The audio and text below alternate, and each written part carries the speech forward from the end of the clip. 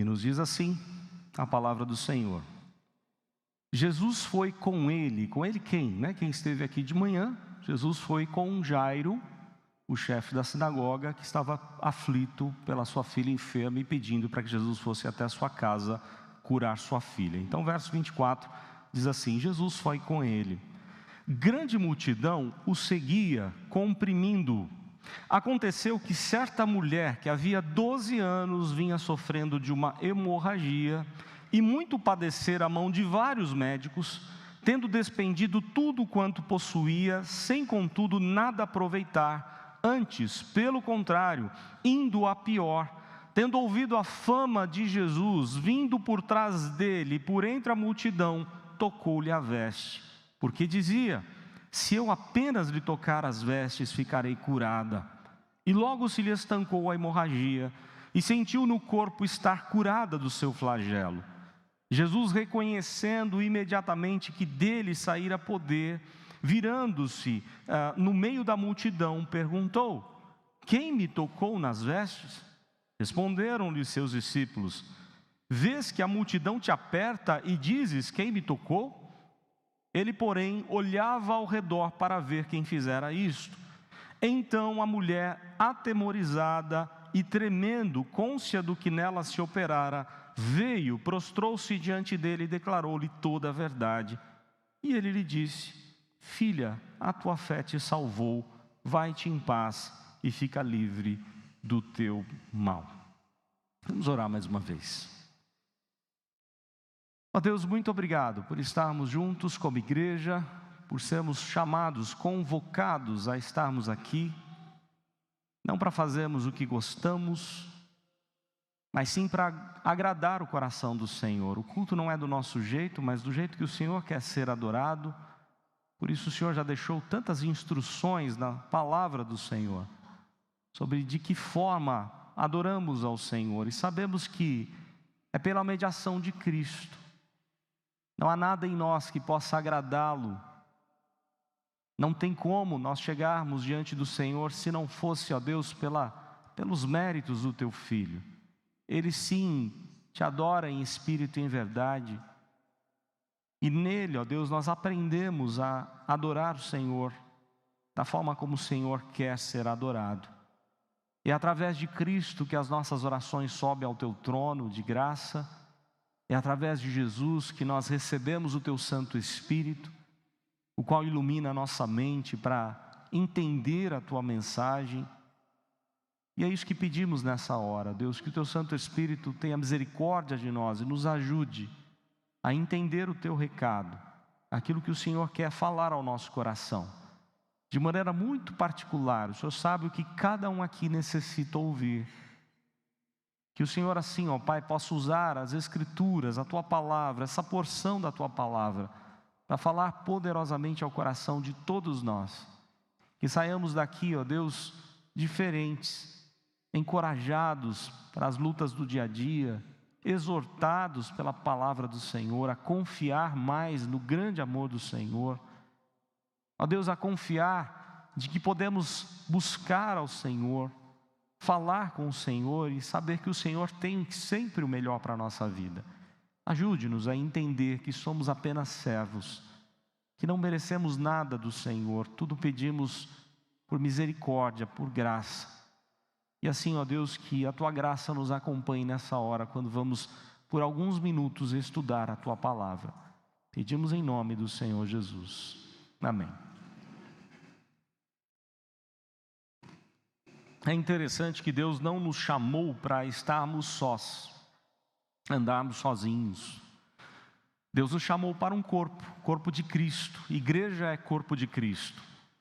Há vários simbolismos bíblicos sobre o que é igreja. E eu não sei se você notou, sempre as nossas orações são no plural. O Senhor Jesus não ensinou a gente a pedir o meu Pai, né? E sim Pai Nosso. Algo interessante, nós não fomos criados para ficarmos sozinhos, nós fomos criados para vivermos num corpo, numa comunidade. Desde o início, podemos lembrar principalmente do chamado de Abraão. A partir do chamado de Abraão, o plano de Deus era tratar com uma família e que não ficaria somente entre homem e mulher, mesmo eles não podendo ter filhos, Deus lhes daria uma descendência, e Deus queria ser o Deus de uma multidão, de uma grande nação. Foi aquela promessa que Deus deu a Abraão em Gênesis 12, e Deus cumpre a sua promessa. Deus nos chama para uma vida num corpo, o corpo de Cristo, e por isso nós não podemos abandonar uns aos outros, nós não podemos deixar de lado as pessoas. É verdade, nós temos mais afinidades, é natural que você tenha mais afinidade um com o outro, e de repente tenha mais afinidade com o irmão, não tem tanta afinidade com o outro. Mas igreja, pensa um pouquinho, você vai estar por toda a eternidade num só lugar. Mesmo que você não concorde muito com as ideias do seu irmão, você vai ficar com ele ali por toda a eternidade. E Deus está dando a nós a oportunidade de nós vivermos bem uns com os outros. Às vezes ter que suportar uns aos outros também, não é verdade? De poder não concordar um com o outro, mas de caminhar juntos, num só propósito. E é muito interessante isso, como muitas vezes nós como igreja temos uma dificuldade tremenda de vivermos numa só direção. Paulo, quando fala de comunhão, de koinonia, que é a palavra grega conhecida, para comunhão, ele define comunhão, no meu modo de entender, a forma melhor, a melhor definição de Paulo está na carta aos Filipenses, que ele diz assim: comunhão é pensar a mesma coisa, ter o mesmo objetivo de vida. O incrédulo, aquele que não foi alcançado pela graça, ele não pensa do nosso jeito. A cosmovisão, a forma dele encarar a vida e o mundo é diferente do jeito que nós encaramos. Mas o crente tem que pensar igual, na essência. Ele pode ter as suas diferenças, mas na essência nós temos que caminhar todos juntos. Independente dos nossos gostos, cada um torce para um time diferente, cada um pode ter uma visão política diferente, cada um pode ter várias ideias diferentes em diversas áreas, cada um tem habilidades e dons diferentes, mas na essência precisamos andar sempre juntos, não podemos abrir mão disso, e temos que tomar cuidado, como eu mesmo exortei aqui os líderes, tomar cuidado, porque o inimigo ele está criando ciladas o tempo inteiro para causar confusão no nosso meio como igreja, para nos tirar do foco, para fazer com que cada um comece a defender seu próprio interesse, quando na verdade nós precisamos andar conforme os interesses do Senhor. Por que eu estou falando tudo isso? Porque há uma mulher aqui, desprezada de todos na sociedade judaica. Havia leis específicas no Antigo Testamento com relação ao problema que ela tinha. Mas a lei nunca foi para excluir alguém, para desprezar alguém, abandonar alguém, deixar esse alguém de lado, ainda mais alguém com tanto problema como aquela mulher. Só que aquela sociedade judaica não estava nem preocupada com ela. Aliás, é muito curioso isso, como Marcos vai mostrar que Cristo está sempre parando tudo o que tem que fazer para atender ao necessitado, para atender a um desprezado. E nós podemos notar isso em todo o decorrer do Evangelho de Marcos ou do ministério do Senhor Jesus. Eu fiquei pensando, lembrando de alguns filmes muito interessantes que vêm impactar assim o nosso coração sobre essa ideia de não abandonarmos uns aos outros. Lembram daquele filme Até o Último Homem, daquele soldado que não arredou o pé daquela batalha e várias vezes ele foi buscar gente ferida na guerra, sozinho, e conseguiu salvar muita gente. Essa é a ideia do que nós precisamos ter. Será que eu não preciso fazer isso na vida de um irmão meu? Será que eu não preciso estar mais atento às necessidades, às lutas do meu irmão? Nós estamos numa guerra, nós não estamos num navio de cruzeiro passeando por esse mundo. Nós estamos num navio de batalha. É guerra, até enquanto Jesus não nos chamar, é guerra espiritual. Onde o inimigo está ao nosso redor, o tempo inteiro ao nosso derredor, tentando destruir, roubar, matar e destruir. E quantas vezes a gente, em vez de resgatar pessoas, nós ajudamos a fazer o serviço de Satanás, A jogar ainda mais as pessoas para longe de Deus. Nós precisamos pensar nisso. Quanto nós temos nos preocupado em amar mais um ao outro, em sentir a dor do próximo. E é muito curioso isso, o quanto nós somos corpo de Cristo, mesmo você estando há tanto tempo distante de alguém, Quando você reencontra esse alguém, há uma alegria, né? Eu estava vendo o Felipe entrando aqui hoje, que alegria ali, todo mundo abraçando o Felipe, que está passando férias com os pais aqui no Brasil. É tão gostoso esse momento, a gente sente tanta saudade, né? Não só dele, de outros que estão fora do país, distante. E quando vem, é tão gostoso esse momento de comunhão. E aí a gente fica pensando, como que vai ser quando nós chegarmos lá nos céus? Você imagina que coisa maravilhosa? Ou quando Jesus vier nos buscar, que é melhor ainda, é a ressurreição de todas as coisas, né? Daqueles que já morreram em Cristo. E nós precisamos aprender a lidar com isso hoje, valorizar a comunhão uns com os outros hoje. Um outro filme que eu estava lembrando, o quanto ele impacta pela sua mensagem, nesse sentido de intimidade, de não desistir um do outro, é a trilogia do Senhor dos Anéis. Lá em casa nós não tínhamos assistido até poucos dias atrás, nunca dava tempo, os filmes são longos, né? E aí separamos um tempo aí nessa virada de ano para assistir a trilogia. E uma das coisas que mais me impactou é nunca desistir do seu companheiro. Nunca, por nada. Não é um só que vai ganhar. Nós ganhamos, nós somos vitoriosos quando estamos juntos, quando sustentamos a vida um do outro, quando não desistimos um do outro.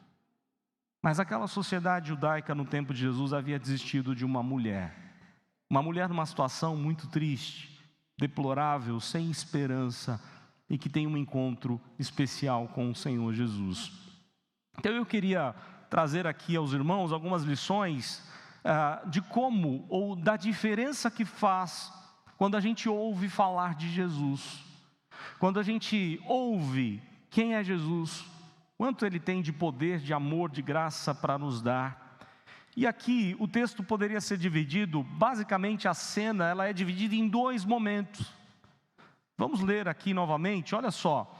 Uma grande multidão segue Jesus, está todo mundo comprimindo Jesus. Aí o verso 25 diz que certa mulher, com 12 anos, já sofrendo de uma hemorragia.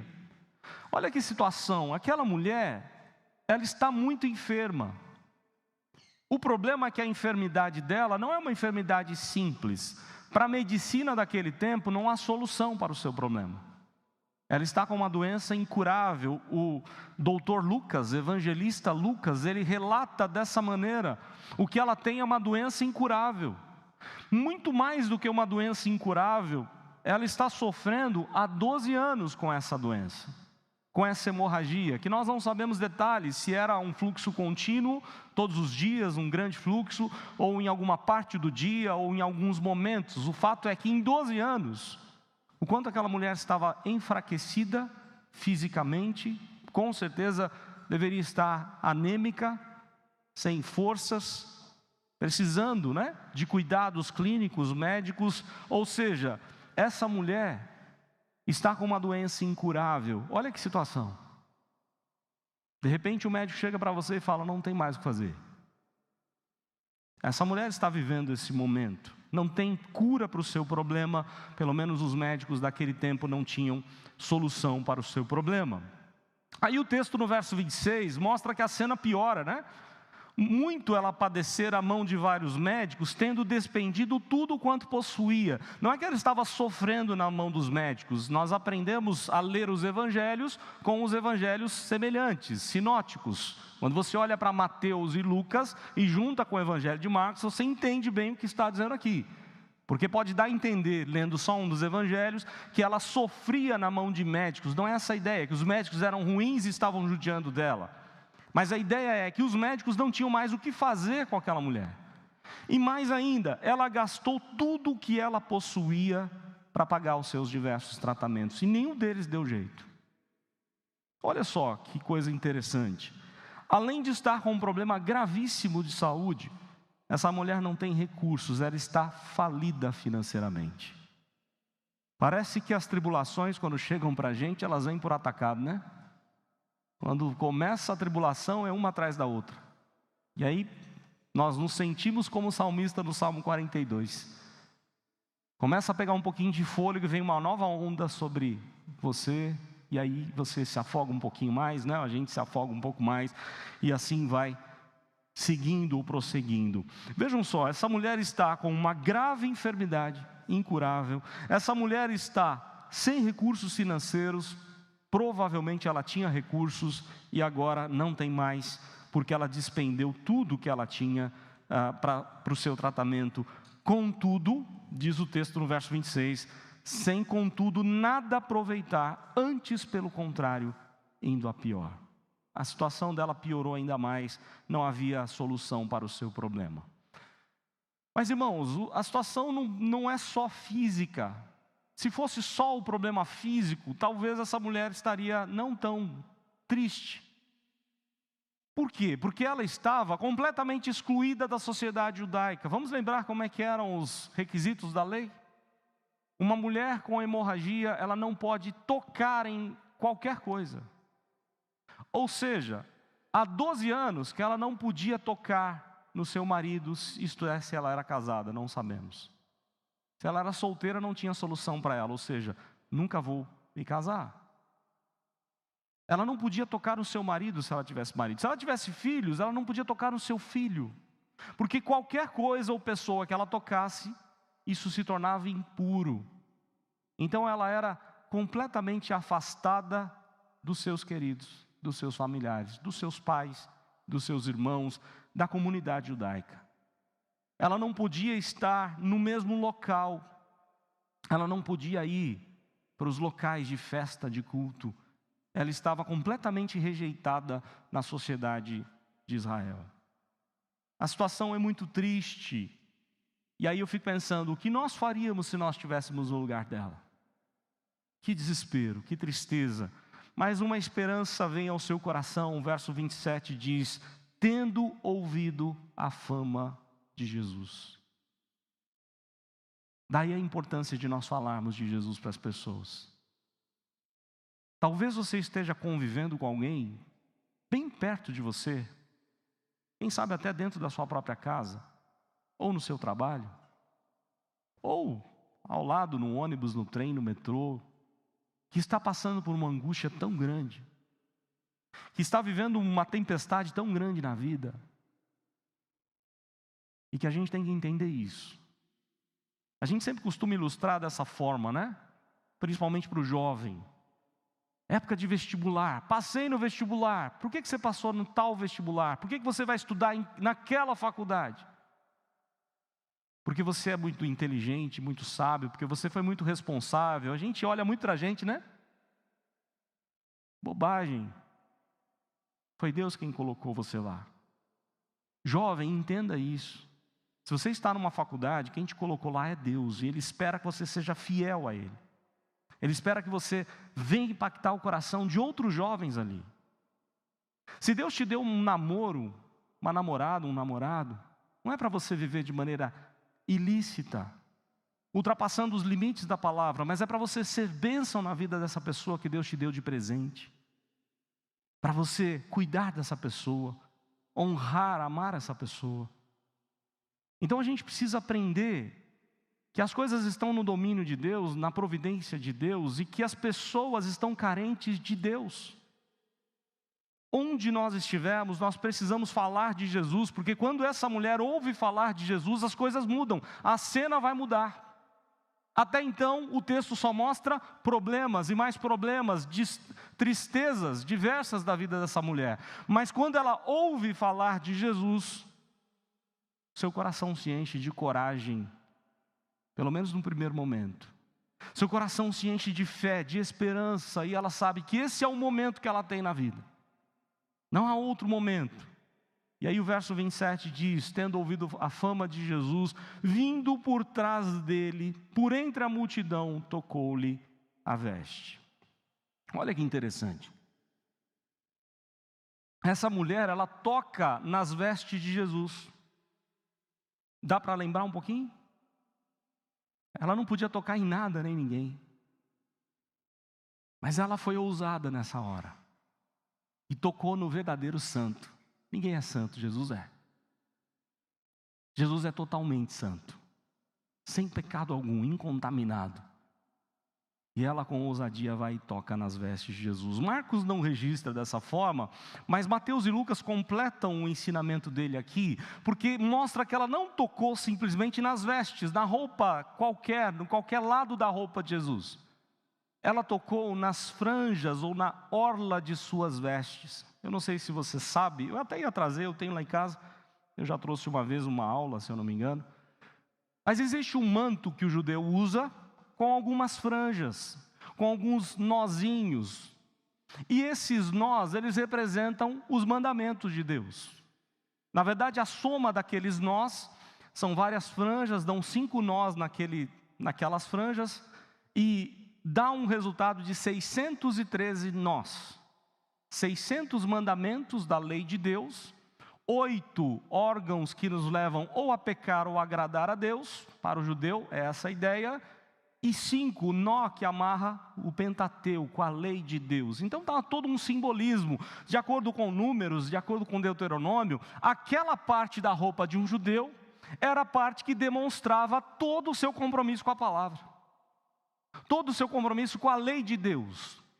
Então Jesus, por ser judeu, usava roupa conforme a lei judaica. Jesus estava cumprindo a lei.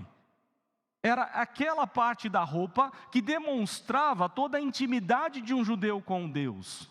Jesus até faz uma crítica lá em Mateus 23, aos fariseus da sua época, que para se aparecer e achar que são melhores e mais espirituais do que outros, aumentavam as franjas das suas roupas. Lembra que Jesus havia feito isso lá no Sermão do Monte, quando ele vai ensinar sobre a oração? Ele fala assim, aqueles judeus, que se aparecem no canto das praças, fazendo belíssimas orações, mas a oração não sobe para Deus, são apenas vãs repetições, ou que dão esmolas para apenas aparecer que estão ajudando as pessoas. Jesus os chama de hipócritas. Da mesma forma ele vai falar sobre esses judeus que faziam franjas gigantes, maiores do que o normal, para mostrar, eu tenho mais comunhão com Deus do que você. Uma coisa tão ridícula.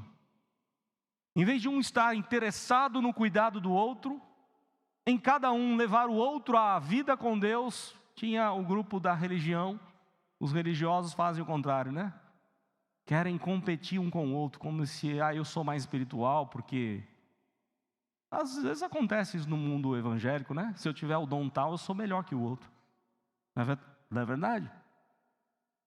Mas não é assim que funciona, não é assim que Deus espera da gente. Aquela mulher sabe que aquela parte da orla das vestes de Jesus, ela conhece a palavra. Representa toda a intimidade dele com a palavra, toda a seriedade dele, o amor que ele tem pela lei de Deus. E ela então vai e toca justamente na orla das vestes de Jesus. Não foi em qualquer lugar, mas segundo Mateus e Lucas, na orla das vestes. E aí o texto diz assim, verso 28, porque dizia, se eu apenas lhe tocar as vestes, eu ficarei curada. Olha que fé. Ela tem fé, ela tem esperança, Jesus tem poder, Jesus pode me curar. E aí ela pensava dessa forma. E o verso 29 diz que ela foi curada, e o texto diz assim, logo se lhe estancou a hemorragia, e sentiu no corpo estar curada do seu flagelo. A cena mudou, Jesus atendeu o seu pedido. Mas Jesus vai além, olha só, o texto no verso 30 muda completamente a cena, porque diz assim, Jesus... reconhecendo imediatamente que dele saíra poder, virando-se no meio da multidão, perguntou, quem me tocou? Como se Jesus não soubesse. Jesus não só sabia, como ele sabia exatamente que aquela mulher estaria ali no seu caminho. Como ele fez lá com Zaqueu, lembra disso? Zaqueu, desce daí. Zaqueu leva um susto, Como assim? Nós nunca nos vimos, ele me chamou pelo nome. Jesus sabia exatamente que aquela mulher estaria ali, e que ela tocaria nas vestes de Jesus. Todas as coisas boas que acontecem na nossa vida, todas as vezes que nós nos aproximamos de Deus, não é por nossa própria ação, mas sim é Deus inclinando o nosso coração para buscarmos ao Senhor. Calvino dizia assim, toda vez que você cometer algo ruim, nunca jogue a culpa em Deus, você é culpado do que fez. Toda vez que você fizer algo bom, nunca ache que você que fez. Foi Deus quem te levou a fazer. A glória é sempre de Deus. Nossa natureza está depravada, inclinada para o mal. A ação dessa mulher, a fé no coração dela, tudo isso já é um trabalhar de Deus no seu coração, para que ela confiasse em Cristo, para que ela estivesse ali, para que o seu coração, quando ouviu falar de Jesus, a fé vem pelo ouvir e ouvir a palavra de Deus, quando ela ouve que Jesus está passando por ali, o seu coração se enche de esperança, de ousadia, e ela tem coragem para tocar nas vestes de Jesus. Ela que não podia tocar em nada nem ninguém, ela toca no Senhor Jesus, e ali, o Senhor Jesus começa a perguntar: quem me tocou nas vestes? Por que será que Jesus está perguntando? Nós vamos ver daqui a pouco por qual razão. Claro que ele sabia. Ele é Deus e sabe de todas as coisas. Aí os discípulos respondem, verso 31, vês que a multidão te aperta e dizes: quem me tocou? Como assim, Senhor? Tem um monte de gente aqui, está todo mundo esbarrando no Senhor. Tem um monte de gente tocando no Senhor. Pedro, segundo os evangelistas, os demais evangelistas, diz que Pedro é quem toma a frente e diz isso para Jesus. Ele, porém, olhava ao redor para ver quem fizera isto. Imagine a cena, aquela multidão, milhares de pessoas ali, e Jesus olhando e esperando que aquela mulher confessasse. Essa cena acontece lá no Jardim do Éden, mas não por uma atitude de fé. Pelo contrário, uma atitude de falta de fé. Quando Deus vai buscar Adão e Eva e espera deles uma confissão. Mas eles não confessam. Pelo contrário, eles jogam a culpa no outro, né? E em Deus também. Ah, Senhor, foi a mulher que tu me deste. Ah, foi a serpente que o Senhor fez. Mas aqui Jesus espera daquela mulher confissão. E o que eu acho maravilhoso, porque vejam só, Jesus está indo atender o pedido do maioral ali daquela sinagoga, de um homem respeitado, como nós vimos hoje pela manhã com o evangelista Ricardo. E de repente tem uma mulher totalmente desprezada da sociedade, que Jesus faz a questão de parar tudo, parar a cena e atender essa mulher. E não só atender, Ele quer restaurar a vida dela por completo, não só na sua saúde. E aí, ele começa a olhar para todos ali, olhar para que ela confesse. O texto diz isso. Jesus começa a olhar ao redor para ver quem fizera isso. Nós temos um Deus que olha para nós. Nós temos um Deus que olha para os momentos mais difíceis da nossa vida. Nós temos um Deus que olha para aquele momento do luto, para aquele momento da enfermidade, para aquele momento do desespero, quando você está lá com um querido seu, à beira da morte. Para aquele momento do desemprego. Para qualquer situação triste da nossa vida, Deus olha para nós. Deus se inclina lá dos céus para olhar para nós. Nós não somos uma multidão. Deus nos trata de maneira pessoal. Ele olha profundamente para o nosso coração. Aliás, os teólogos diziam, né? Nossa vida está corem Deus, diante da face de Deus. Deus está olhando para tudo que acontece no nosso dia a dia. O salmista lá no Salmo 1, ele diz isso, que Deus conhece o caminho do justo. O caminho do ímpio vai perecer, mas o caminho do justo Deus conhece. E conhecer é intimidade. Deus conhece todas as suas lutas, todas as suas angústias, cada uma das suas lágrimas. Deus conhece tudo. Ele olha todos os dias para o nosso coração. E como Ele se agrada quando encontra um coração contrito e abatido. Nunca Ele vai desprezar um coração contrito e abatido. Mas o coração altivo, arrogante, que acha que está tudo bem, esse sim Deus despreza. Não precisa dele. E aqui, nesse momento, Jesus começa a olhar ao redor para ver quem fizera isso. E o verso 33 diz assim: então a mulher, atemorizada e tremendo, cônscia do que nela se operara, veio, prostrou-se diante dele e declarou-lhe toda a verdade. Mas antes dela fazer isso, o evangelista Mateus diz assim, que ela deveria não ser covarde, ela deveria ter fé. Era o momento dela professar a sua fé. Era o momento dela dizer a todas aquelas pessoas: eu fiz isso, eu toquei em Jesus. Há situações na nossa vida que nós precisamos nos posicionar. Irmãos, não sejamos tolos. Sabemos que quanto mais o tempo passa, os anos vão chegando, a palavra de Deus deixa isso claro: aqueles que querem viver piedosamente serão perseguidos. Haverá muita perseguição sobre a igreja. Nós sabemos disso. Não sabemos quando ela virá, mas virá. E é nessa hora que nós temos que nos posicionar e dizer: eu sou crente sim. Eu sou do Senhor Jesus sim. Mesmo que isso custe você ter que ir para uma cadeia, mesmo que isso custe você perder um relacionamento doentio, um namoro ilícito, não santo, mesmo que você tenha que perder seu emprego, mas você tem que confessar e professar a sua fé publicamente, não só aqui na igreja, num culto bonito, como nós já tivemos várias vezes. Nós precisamos ter coragem como aquela mulher, e segundo o texto de Mateus, Jesus diz isso: não seja covarde, fale quem me tocou. E aí aquela mulher toma ânimo, tem coragem, e no verso 23, a mulher atemorizada, ela está morrendo de medo, atemorizada e tremendo. Como assim? Ela tocou em alguém, ela tocou no mestre. Talvez ela pensando: vou ser repreendida agora, porque não podia ter tocado nele. E aí o texto diz: cônscia do que nela se operara veio, ela se prostra diante de Jesus e declara toda a verdade.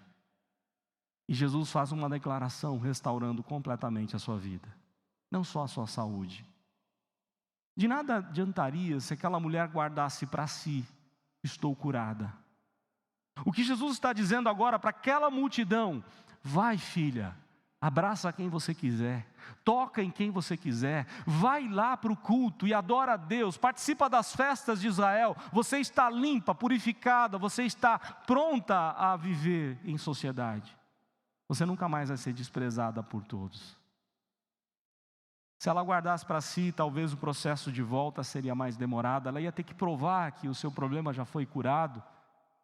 E muitos poderiam pensar: não, será que é mesmo? Talvez ela ainda esteja impura, não vamos, né? Se ela sentar no banco aqui da sinagoga, o outro vai lá para o outro lado e não deixa ficar perto, e depois tem que purificar o banco. E tantas coisas que aquela sociedade judaica desprezou aquela mulher, mas Jesus não, porque Jesus nunca nos despreza. Jesus conhece a nossa dor e Jesus é o Deus de toda a restauração. O que nós aprendemos aqui no texto, onde Jesus diz: filha, a tua fé te salvou, vai-te em paz e fica livre do teu mal. Quando nós estamos em paz com Deus, nós temos paz com as demais áreas da nossa vida. De nada adiantaria Jesus apenas curar a enfermidade daquela mulher. Ela precisava de paz com Deus. Ela precisava voltar ao convívio do culto a Deus, das festas religiosas, da comunidade judaica. E o que Jesus quer fazer na vida dela e na nossa vida é a mesma coisa. Jesus olha para o nosso problema e Jesus espera que nós sejamos diferentes nesse mundo. Jesus espera que nós sejamos como os amigos de Daniel, que estava tão distante. Vamos pensar um pouquinho na história, não só de Daniel e seus amigos, mas quem sabe de José também do Egito, que passou por experiência um pouquinho semelhante. José foi privado de uma carreira brilhante ali entre os seus irmãos. José foi vendido como escravo, depois foi preso injustamente.